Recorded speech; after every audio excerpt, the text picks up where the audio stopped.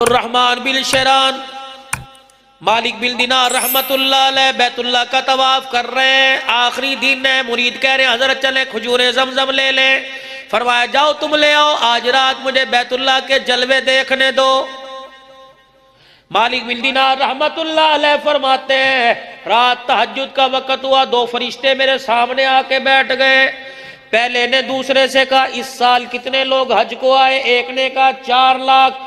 दूसरे ने पूछा कितनों का कबूल हुआ? का सब का, और एक का हज उसके मुंह पे मार दिया गया है। फरिश्ते कह के चले गए। मालिक बिन दिनार सारी रात सजदे में पड़े रहे। अल्लाह या तो बंदा ज़ाहिर कर दे, वरना या अल्लाह क्या पता वो मैं हूं, जब तक माफी का ऐलान नहीं होगा मालिक बिन दिनार सजदे से सर नहीं उठाएगा। मुरीद कहने लगे पता नहीं क्या हो गया, सारा दिन हो गया ना खाया ना पिया, सारा दिन हो गया ना खाया ना पिया, शाम हो गई।